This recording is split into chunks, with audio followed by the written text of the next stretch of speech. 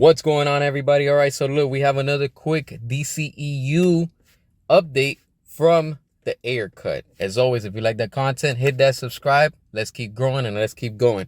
All right, so look, confirmed from the 2016 Suicide Squad from David Ayer, the concept art, as you can see here. Ben Affleck was going to play a big role with his version of Batman in David Ayer's Suicide Squad. This is why we continue to fight, and this is why we want this movie to be released.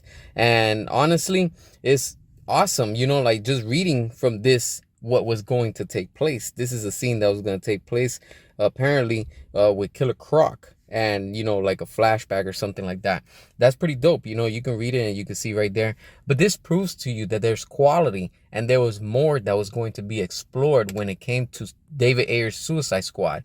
And it just mind boggles me with what WB never allowed David Ayer to release, because there's so much unseen footage in that movie that's why we're fighting for it, because we want David Ayer's true vision in what he was going to give us in the Ayer cut of Suicide Squad.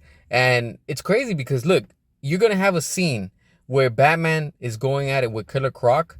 Why didn't that make it to the final cut? That doesn't make no sense. Why would the studio not want to release that and put that? Who on the board inside of the studio said, let's not do that, let's not go with that? It doesn't make sense.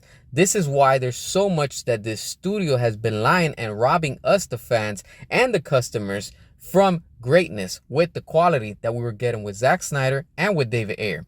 It doesn't just make sense to the point where none of these scenes, including this one, didn't make it to the final cut. If you're a company and you're a studio that you have fans that they want something, and it would be good for business for you to put certain scenes because you know what? That's going to drag in more of the customer. Put it out there.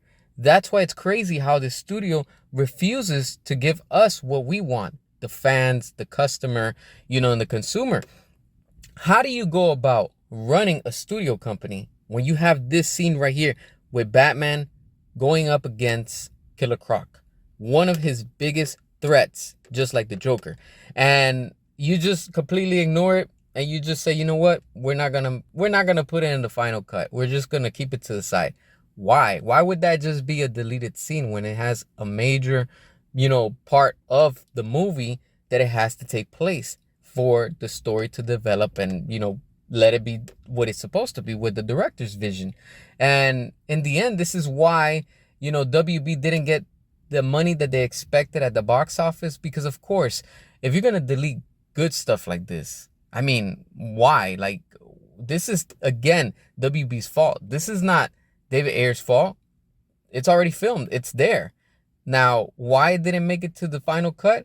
Probably because the executives were too scared and too afraid, the same way that how Joker was going to be too scary in a sense for Suicide Squad. And when you see the final vision, the final cut of the movie, you see that that's not David Ayer's true vision, because there's a lot of deleted scenes of the Joker that didn't make it to the final cut. And then now we're seeing that Killer Croc was going to play something even more, with a flashback scene. So there was a lot of things that didn't just come forth just because the studio themselves ruined it and they didn't allow the director to do their full true vision. This is why we continue to fight, and we will stop at nothing until we get David Ayer's Suicide Squad, also known as the Ayer cut.